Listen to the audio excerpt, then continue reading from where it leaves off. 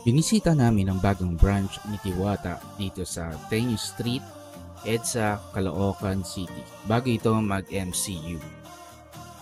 Unang beses pala namin itong matitikman.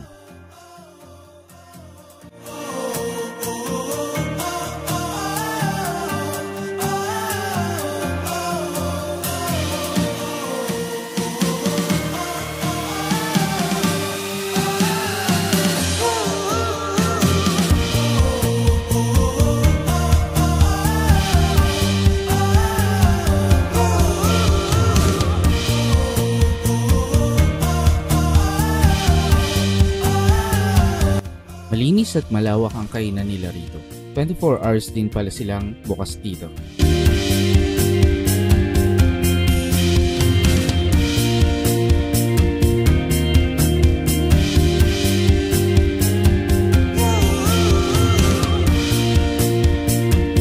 Orderin sana namin ang kanilang sikendoy pero ubos na ito.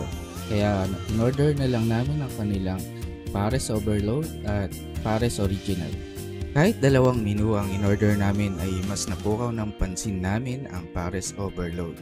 May kakaiba kasi siyang lasa at kung paano nila niluto ang baboy ay kakaiba rin. Masarap to pag may sakit ka. Sarap igutin. Hindi kasi ito manamis-namis, diba? Ito maalat. Sarap, no? Laga tapos chicharon. Sama.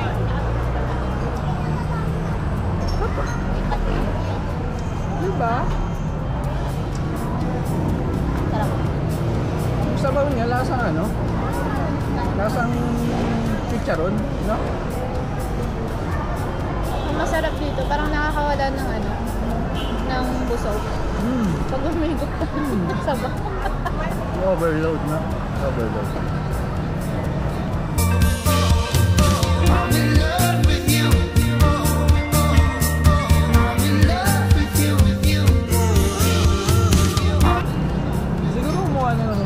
Maayos yan. Maayos na chef. Baka. O baka kasi depende, hindi lahat ng alam mo yun, kasi di ba pag araw-araw nag-iba-iba yung lasa ng luto.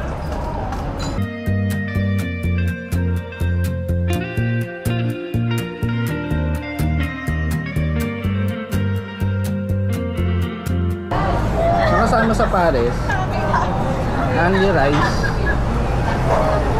only soup, only condiments, saka drinks. One drink lang. Bibigyan nga pala kayo ng dalawang resibo. Isa ay bibigay nyo sa nagsaserve ng pagkain at ang isa ay bibigay nyo sa nagsaserve ng drinks. Pwede siya pumato sa kada nga. Pero siguro kung hindi ganito yung medyo malaking gastos din. Oo. Kaya maglagay siya ng mga kiosk lang na. Oo, mga ganun. Or take out lang. Pwede.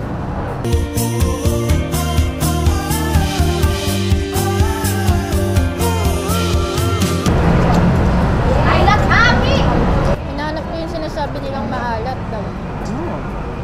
Sakto lang naman. Doon sa sumigaw na yon, hindi ko napansin o nakita ang kanilang kinain.